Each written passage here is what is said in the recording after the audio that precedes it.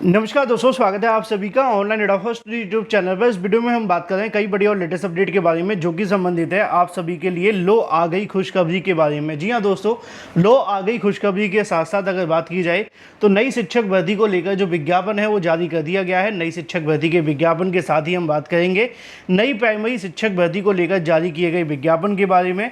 और अगर हम बात करें तो आप सभी के लिए जो इंतजार है वो अब यहाँ पर समाप्त हो गया है और आवेदन के साथ साथ पूरी की पूरी जो जानकारी है वो आप सभी के लिए जारी कर दी गई है।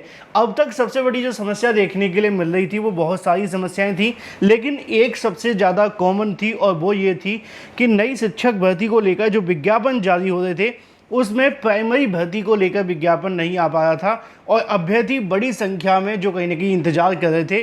खास तौर पे वो अभ्यर्थी जो बीटीसी या डीएलएड समाज से बिलोंग करते हैं, क्योंकि बीटीसी और डीएलएड समाज का नाम बदल करके एक तरीके से बेरोजगार संगठन रख दिया गया था सरकार के माध्यम से, क्योंकि उनके लिए भर्ती नहीं आ पा रही थी। अब फाइनली उनका जो इंतजार है वो समाप्त हो गया है। डिटेल में इस वीडियो में हम बात करेंगे उन सभी अभ्यर्थियों के बारे में जो प्राइमरी शिक्षक भर्ती में आवेदन कर सकते हैं, आवेदन के साथ साथ इस परीक्षा में बैठ सकते हैं और इसके अलावा और भी बहुत सारे काम कर सकते हैं। लेकिन उसके लिए चैनल को सब्सक्राइब करके बेल आइकन को दबा लेना, जिससे कि आपको रियल ऑथेंटिक जानकारी आपको सबसे पहले मिलती रहे, क्योंकि जैसे ही कोई नई और बड़ी भर्ती को लेकर जानकारी आती है या अपडेट सबसे पहले आपको यहीं से दी जाती है और वो सही सटीक ऑथेंटिक ही होती है। अब बात मैं कर रहा था प्राइमरी को लेकर। देखो, प्राइमरी का मतलब 1 to 5 होता है ना। वैसे तो प्राइमरी अगर आपको कहीं पे लिखा हो तो उसका मतलब 1 से लेकर के 8वीं तक होता है, यानी कि कक्षा 1 से लेकर के 8 तक। लेकिन अब उसमें होता है आप सभी के लिए, है ना, जो आपका अपर प्राइमरी होता है वो आपका 6 to 8 होता है, लोअर प्राइमरी जो होता है वो 1 to 5 होता है। अब समस्या ये आ रही थी कि जो बीटीसी डीएलएड करने वाले अभ्यर्थी हैं, जिनकी फौज बड़ी संख्या में हो चुकी है, हाई कोर्ट से लेकर सुप्रीम कोर्ट तक जा रहे हैं अपनी मांगों को लेकर कि भाई बीएड को बाहर कर दो, इसको बाहर करो, उसको अंदर करो, कभी एनआईयूएस डीएलएड को बाहर करने की बात की जा रही है। तो समस्या जो सामने निकल कर के आ रही थी वो ये थी कि भर्तियों के नाम पे कहीं ना कहीं इनको गुमराह किया जा रहा था, विज्ञापन के नाम पे कहीं ना कहीं इनको गुमराह किया जा रहा था, क्योंकि बड़ी संख्या में इनकी कह सकते हैं कि जनसंख्या तो मौजूद है, लेकिन विज्ञापन ना आना एक अपनी ही समस्या है ना। क्योंकि अब देखो, चाहे आप बीएड को बाहर करो, बीएड को अंदर करो, बेनिफिट कब होगा? बेनिफिट तब होगा जब आपके लिए वैकेंसी आएगी। और समस्या क्या है कि वैकेंसी नहीं आ पा रही थी। अब इसी को लेकर आप सभी के सामने जो चीज़ें वो निकल करके आ गई हैं। प्राइमरी को लेकर जो विज्ञापन है वो आ गया है, क्योंकि काफ़ी लंबे समय से जो भी वैकेंसी आई थी, अभी एलटी ग्रेड की वैकेंसी आई वो बीएड करने वाले अभ्यर्थियों के लिए, जीआईसी प्रवक्ता की वैकेंसी आई वो भी बीएड करने वाले अभ्यर्थियों के लिए, उसके बाद कुछ और वैकेंसीज भी आई, है ना, उसमें बीएड था। तो बीटीसी वाले अभ्यर्थी काफ़ी ज़्यादा निराश थे कि भर्ती नहीं आ रही है। अब आ गई है तो तैयारी शुरू कर दो, क्योंकि कंपटीशन भी अच्छा खासा होगा। चलिए मैं आपको चलता हूँ सीधे ऑफिशियल नोटिफिकेशन पर लेकर के,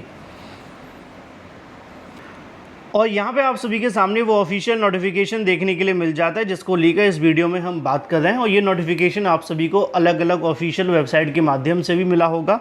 अगर आपको अभी तक नहीं मिला है तो आप यहाँ से देख सकते हैं। यहाँ पे आपको जानकारी देखने के लिए मिलती है। अगर बात की जाए इस नोटिफिकेशन के बारे में, सबसे पहली बात कि वैकेंसी को लेकर आप सभी के जो आवेदन है वो कब से शुरू होने जा रहे हैं। हाँ, एक सवाल का जवाब कि कौन कौन आवेदन कर सकता है। सभी राज्यों के अभ्यर्थी आवेदन कर सकते हैं। अगर आप किसी भी राज्य से हैं, आप पूरे तरीके से इसमें आवेदन करने के लिए पात्र होंगे, परेशान नहीं होना है। ओपनिंग डेट की बात की जाए तो वो 17 सितंबर रखी गई, यानी कि 17 सितंबर से आप सभी इसके लिए आवेदन कर सकते हैं। 16 अक्टूबर तक आप सभी को आवेदन करने का मौका मिलेगा। रही बात आप सभी के लिए वैकेंसी के बारे में, तो आपकी जो वैकेंसी है वो 2 तरह की होती है। दिल्ली में 2 तरीके के विद्यालय होते हैं। एक होते हैं जो म्यूनसिपल कॉर्पोरेशन और न्यू दिल्ली के अंडर में आते हैं, ठीक है, तो उन विद्यालयों में भर्ती अलग से होती है। और दूसरे जो कहीं ना कहीं होते हैं वो शिक्षा विभाग के अंडर में आते हैं।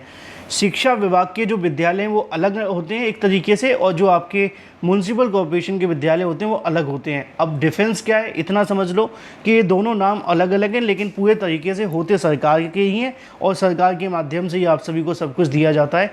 जैसे कि यूपी के अंदर मैं आपको समझाने की कोशिश करूँ कि टीजीटी पीजीटी होते हैं एक तरीके के और एक राजकीय विद्यालय होते हैं, लेकिन उनमें डिफरेंस है, वो अशासकीय हैं और वो राजकीय हैं, ठीक है ना। यहाँ पे ऐसा नहीं है, बस नाम के डिफरेंस मान के चलो, ज़्यादा आपको समझने की आवश्यकता नहीं है, क्योंकि काम की बात इतनी है, जब नौकरी मिलेगी तब आपको सब कुछ पता चल जाएगा। आगे बढ़ते हैं।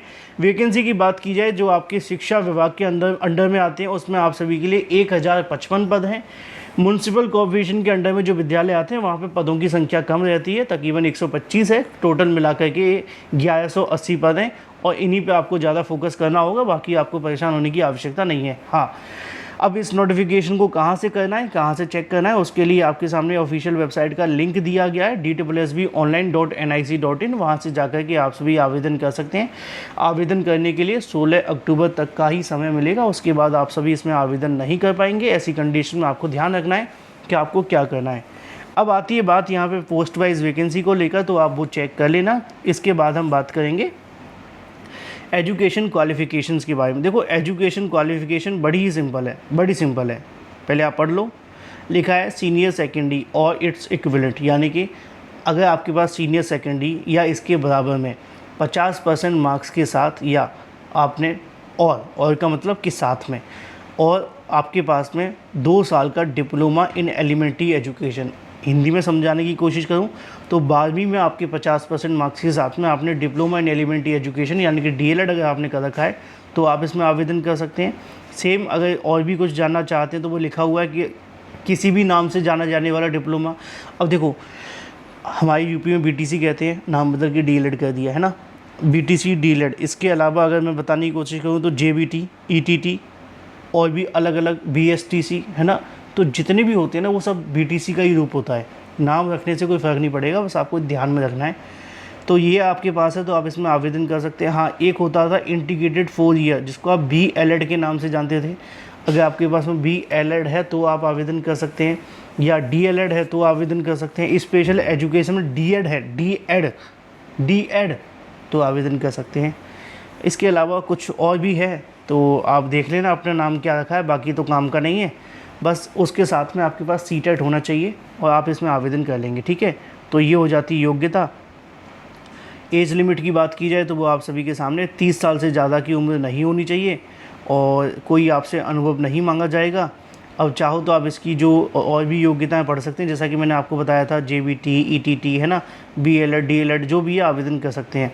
और इसके अलावा कोई ख़ास जानकारी अगर आपको चाहिए तो आपको सिलेबस पढ़ लेना है कि आपका सिलेबस में क्या क्या पूछा जाएगा। लिखा हुआ है 2 घंटे का समय मिलेगा, 200 क्वेश्चन, 200 नंबर रहने वाले हैं। और आपके एग्ज़ाम के अंदर general intelligence, general awareness, arithmetic and numerical ability, English language और हिंदी कॉम्प्रिहेंसिव देखने के लिए मिलेगा। पार्ट वी के अंदर आप सभी के जो क्वेश्चंस आने वाले हैं वो भी यहाँ पे लिखे हुए हैं, इनको भी आप पढ़ लेना, ठीक है। एग्ज़ाम आप सभी का फरवरी तक हो जाएगा।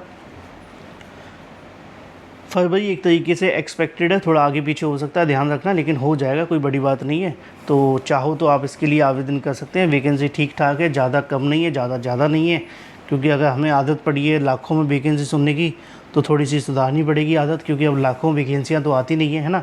जो भी है 1100-1200 पद बुरे नहीं है। अच्छी प्रिपरेशन अगर आपने की तो सिलेक्शन हो जाएगा। धन्यवाद। CTET पास वाले ही आवेदन करेंगे, बाकी नहीं।